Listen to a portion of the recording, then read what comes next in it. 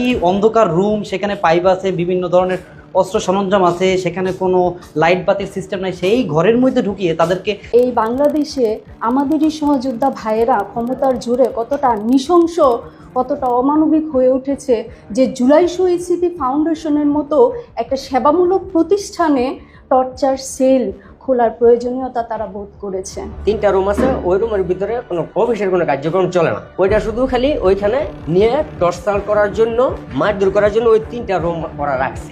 মর্মান্তিক সিন সেখানে আটকিয়ে রেখে, এমনকি টর্চার সেলের মতো জায়গা, এমনকি অন্ধকার রুম, সেখানে পাইপ আছে, বিভিন্ন ধরনের অস্ত্র সরঞ্জাম আছে, সেখানে কোনো লাইট বাতির সিস্টেম নাই, সেই ঘরের মধ্যে ঢুকিয়ে তাদেরকে সারা রাত্র আটকাই রেখা নির্যাতন করার মাধ্যমে যে এইগুলা কোনো মানুষ বা এই 5ই আগস্ট পরবর্তী সময়ে ঘটার কথা না। মানে তাদের অফিসের যে রুম, ওই রুমের ভিতরে একটা তালা দেওয়ার মানে লোহার গেট আছে, ওটা খালি রুম, বাঙ্গা 2টা চেয়ার।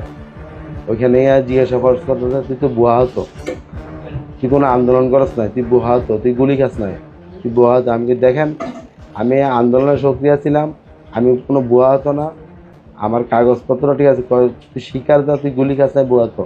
এই কথা কয়ে থাপ্পড়, আর চুলটি আমার অনেক বড় বড় ছিল, চুলে দইরা ঠিক আছে, গুসা, সাগর, পিস, মানে দফা দফা মারছে। বিটা বাড়ি বিক্রি করে আমি চিকিৎসা করছি, আর জুলাই ফাউন্ডেশন এই মায়ের দূর করতো।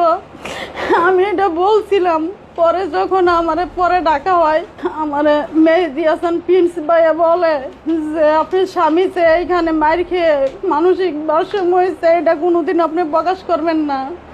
আমাকে এই কথা বলে আমি বলি যে আপনারা এভাবে মারধর করলেন, আমার স্বামী এমন মানসিক অবস্থা।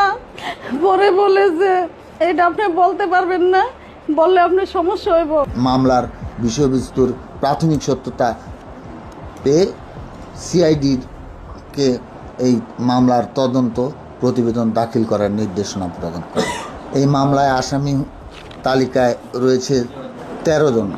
Iftekhar Hossain, senior verification officer, July city foundation; Sagar কর্মকর্তা; মেহেদি হাসান প্রিন্স কর্মকর্তা; সাবরিনা আফরোজ শ্রাবন্তী এক্সিকিউটিভ মেম্বার; আফজালুর রহমান সায়েম কর্মকর্তা; সাইদুর রহমান শহীদ কর্মকর্তা; ফাতেমা আফরিন পায়েল কর্মকর্তা; রেজা তানভীর কর্মকর্তা; রাকিন নারায়ণগঞ্জ জুলাই সিটি ফাউন্ডেশনের কর্মকর্তা; শামীম রেজা খান নারায়ণগঞ্জের; সোনিয়া আক্তার লুবনা নারায়ণগঞ্জ; আলিফ জুলাই সিটি ফাউন্ডেশনের কর্মকর্তা; জাহিদ কর্মকর্তা জুলাই সিটি ফাউন্ডেশনের। পার্টিকুলার তাদের প্রত্যেকের নামে অভিযোগ আছে, এরা এক একজন এক